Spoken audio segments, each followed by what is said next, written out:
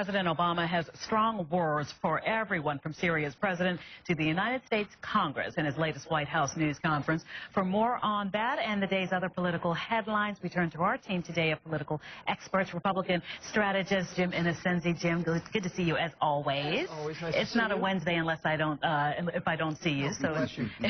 And while Peter Fenn is enjoying some time off, we welcome back Democratic political strategist David Mercer, head of Mercer and Associates. David, it's wonderful to see you. It's great to be back. We, we reported on the story. You became news on Capitol Hill last July when you were the victim of a brutal attack, and to see you sitting here is fantastic. So welcome back. It's a blessing, and I'm grateful to all the prayers and thoughts of those here like yourself at Fox and friends throughout the years.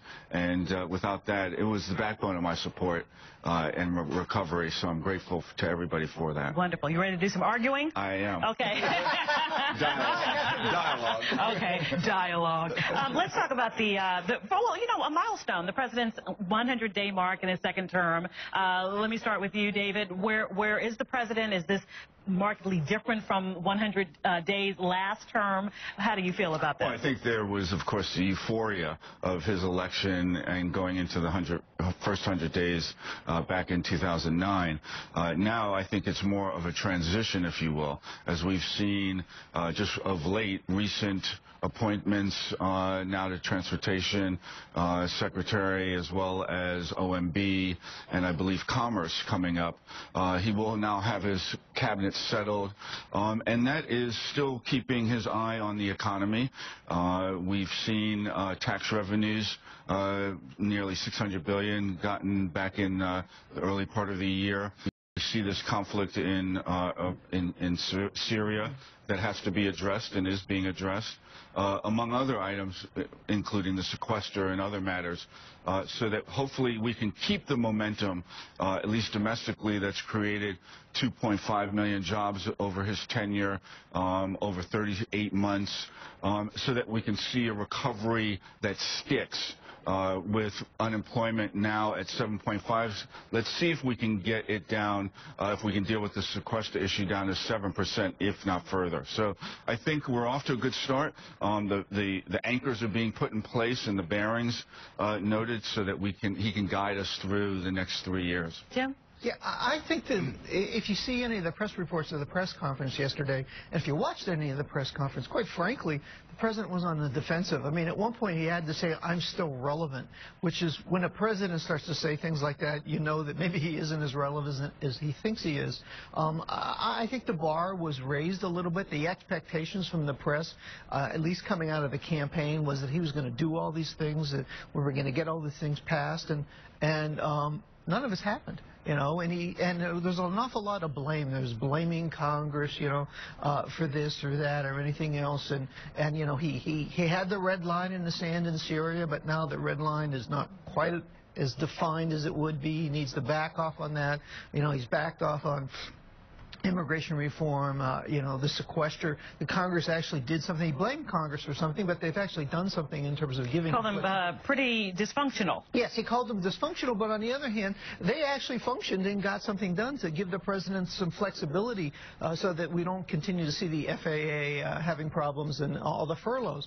All the press reports, including, a lot of mainstream places like Time Magazine, were saying the president's kind of leading from behind. And so exactly the best performance for a guy after the first 100 days. The Kaiser, take that for what it is, but Kaiser put a poll out and said that, the popularity of the health care reform law is down to 30% now, and there is Syria there in that red line. What does need to happen, David, I'll ask you, for the president in the second term to make some things happen? Well, in reference to the Kaiser family poll, we also should note that repeal or the desire to repeal Obamacare has gone way down from the height back a year to 2 years ago. That's first. Second, in that poll, you're looking at Obamacare or health care overall. And if you look at the popular benefits, if you look at those that with pre-existing conditions can now get health care. If you look at maybe the family with the father who's unemployed, the student and the son just graduating from high school, going into college, and looking at what debt they may have to take on there, the fact that they can still keep that son on their health care is something that came from Obamacare. So there's a lot of fine policy that's already been in effect. What's affecting the poll also, though, and why you see it almost static from 3 years ago in terms of its popularity, is that you don't have the exchanges that are being set up for 2014 where people will be enrolled in health care, affecting tens of millions of people. And I think as you see that further implementation, you will also see the poll numbers going when people are actually benefiting from the health care bill, affordable health care bill, beyond those that I mentioned earlier. We have about a minute left. And Jim, I want to talk about, you can roll this into this last answer, but Congress is about to get back to work. What needs to happen now for the American public in the last couple of seconds?